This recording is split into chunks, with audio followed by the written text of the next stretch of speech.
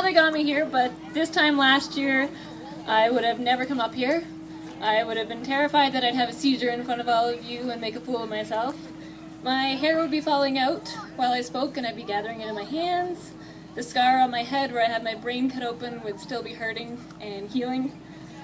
And I'd be falling asleep while I spoke from the radiation I just had that morning. My hand would be shaking because can't control the nerves to my brain. I'd be walking in circles from the restless leg syndrome that the chemotherapy gave me. And I'd be afraid to tell you all that I was 28, now 29, and I had cancer. I always knew I'd get it somehow. I had a very weird feeling. When that day actually came, I was determined to let it just be one bad year in my life. One really tough year, but the rest of them would all be better. And now that that year is finally over, I'm up here to tell you all, it got better. My legs stopped twitching. My hand is steady. I'm not going to fall asleep. My scar is healed. My hair mostly grew back. And I don't think I'll have a seizure in front of you. Although that could be a really cool YouTube video, so you might want to get your cameras ready. My mom has canvassed door to door for the Canadian Cancer Society for almost 50 years. As a kid, I would come with her, but I didn't really understand what it meant. She always said she was doing it in memory of her mother or her grandmother. But last year, after 47 years, she skipped a year. She was too upset to go. And this May, when I walked in during Cancer Month and saw her name tag once again on the table, it took me a moment to sink in. It said her name is Cindy, and she was canvassing in support of her daughter, Kimberly, a brain cancer survivor. There was my name next to the word cancer, which is scary, but more importantly, the word survivor. This is a long story. See, last year, February 25th, 2011, I was out on a date night with my boyfriend, Matt, when I felt the right side of my face start to twitch, like a really weird, strong twitch. Then I woke up in the car with him, no idea where I was, and firemen and paramedics were in my face. I learned I'd had a seizure and was being taken in an ambulance to a hospital. Like, a seizure? Seriously? I'd heard of those, but I didn't even really know what they were. As far as I knew, I was perfectly healthy and perfectly normal. The doctors thought that at first, too. It must be a vitamin problem. But when they tried to fix that and I had another seizure, I was taken for some scans and they sat us down and told me I had a brain tumor. I don't remember them telling me that, because I blocked it out. What I did know was that I was 28 years old and my life was turned upside down. I spent 2 weeks in the hospital, and then on March 7th, last year, I had brain surgery, awake, on a table, while I could feel the vibrations of them drilling through my head and screwing screws into it. Luckily, I was on enough Valium that all I could think of the whole time was Hawaii and beaches and Disney World, and whether or not I could still move my arms and my legs and talk. And I could, so they sent me home 2 days later. Though that was just the beginning. I learned what I had in my right frontal lobe was a grade 2 or 3 brain tumor. Nobody had told me the word cancer yet, so I felt I had dodged a bullet. I was through the surgery and I felt fine. But the recovery was hard once the drugs wore off. Excruciating headaches made me learn I had an infection in the hole in my brain, and I got to carry around a very nice fanny pack that led tubes of antibiotics inside my arm and up into my chest. When that was cleared up after 10 long weeks of saran-wrapped showers and fishing tubes through all my sleeves, I felt free, finally. Except I wasn't, because I suddenly kept having seizures. I thought those would have gone after the surgery, and nothing scared me more than those. But thank God they finally found a medication that has stopped those so far. The surgeon told me he wanted me to meet with a radiologist just in case, he said. I was hoping the radiologist would say the same thing, that it wasn't really cancer, so I wouldn't need it. But he didn't. He just gave me the schedule of what we would do. We'd treat it as a grade 3 tumor and do 30 rounds of radiation. Alright, I could deal with that. I just didn't want chemotherapy because I knew that would make my hair fall out, and that would mean I really had cancer, and not just a brain tumor. He sent me to the oncologist anyway. It was that day that brought me down.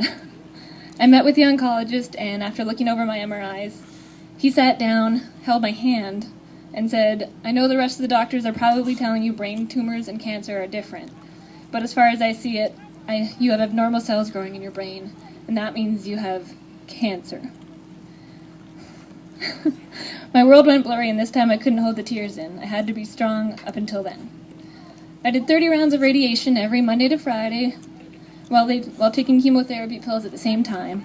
Then after that, 6 more months of stronger chemotherapy pills. Then January 6, 2012, I took my last dose of chemo.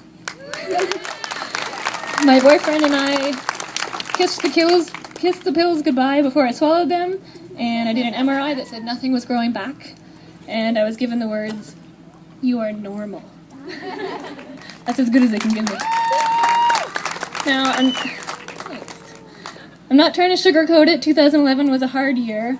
I just don't want you to have to listen to all the ups and downs, the setbacks, the tiredness, the allergic reactions, medication, the loss of my precious long hair, and not even all my hair, just like patches, so I had ended up with like the weirdest mullet, skullet, side bald patch mohawk thing you'd ever seen.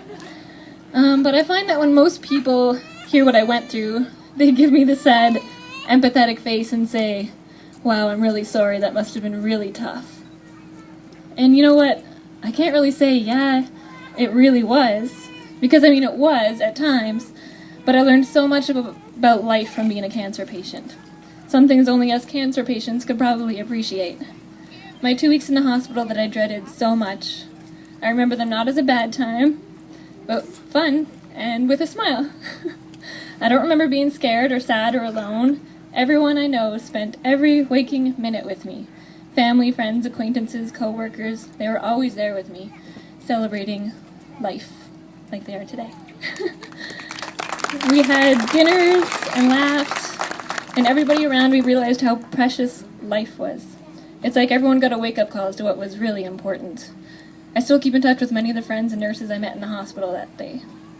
When my surgery was done, I learned to seize the day in a way I never had before. My boyfriend, who never left my side for a second, brought me on trips every weekend to amusement parks or long drives in the convertible. We visited Disney World because all I could think about during my surgery was how happy and carefree it was there. And we need to visit those places more. And I may have just come back from there again 2 weeks ago. Hakuna Matata became my motto. No worries. If we can make it through cancer, why worry about any of those little things life throws our way? Positive thinking got me through everything. Today, Hakuna Matata is tattooed on the back of my neck as a reminder. During my radiation treatments and oncologist appointments, I walked into the cancer centers with pride. The word I had dreaded so much before, cancer, now kind of seemed like a badge of honor.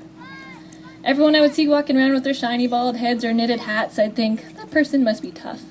They must be a fighter. And secretly I thought, they must know what I know, that life can't be taken for granted.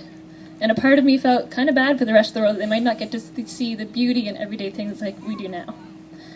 When you look out at all the cancer fighters and survivors here today, I bet you don't see them all frowning and angry. I would bet on the fact that they're the loudest, happiest, most enthusiastic bunch here. My precious hair, will never be the same. There's a big spot where my surgery was that they blasted with so much radiation, it'll never grow back. But you know what? I'm working on a sweet comb over, and I learned something fantastic. I can do my hair in 10 seconds. Lift the wig, put it on, and it's perfect. And, I don't know where I am. Oh yeah, the Canadian Cancer Society was the one that fitted me with a real human hair wig, and an obsession that could end up surpassing my shoe obsession was born. Now I can have long curly brown hair 1 minute, short blonde hair the next, red, pink, black. I mean, really, who else gets to say that they can change their hair with their outfits? I've learned you've got to celebrate every milestone. We had a "yay, I survived brain surgery" dinner. After the "uh-oh, I'm going to have brain surgery" dinner, I had a radiation is over celebration, and 2, F the C, cancer is over friend and family celebrations. It was written on the cake and everything. My friends and family really came together. Almost done. I've always thought everything happens for a reason, and I know when you lose a loved one to cancer, it's hard to think of what the reason would have been. I've lost many too, some that were way too young that it didn't make any sense. It won't ever make any sense. But what I've learned from this is, at least it gave me a chance to step back and appreciate everything a little bit more. Life moves too fast. I see things in a whole new light. It brought my family closer. It showed us all how strong we can be. It showed me what true love was. I sound cheesy, but I guess that also happens. I've met so many great people from sharing my story, some that say they finally understand why their cancer-fighting friend or family didn't seem overly sad or scared. It's hard to understand, but there must be a reason that we all get this little sense of clarity. And if nothing else, at least we get to appreciate our time. Now, I know cancer is a lifelong battle. I've been warned that my life will consist of possibly multiple brain surgeries, more rounds of radiation or chemotherapy. But for now, we can only deal with things one day at a time. Celebrate life's little moments like we all are today. And to all the relay runners here, the fighters, the families and friends, the supporters, the volunteers, and the cancer survivors, I wish that you'd have a blast today. Celebrate this time with friends, and remember it. And hopefully live by my new favorite quote I found along my way. Life isn't about waiting for the storm to pass, ironically. It's about learning how to dance in the rain.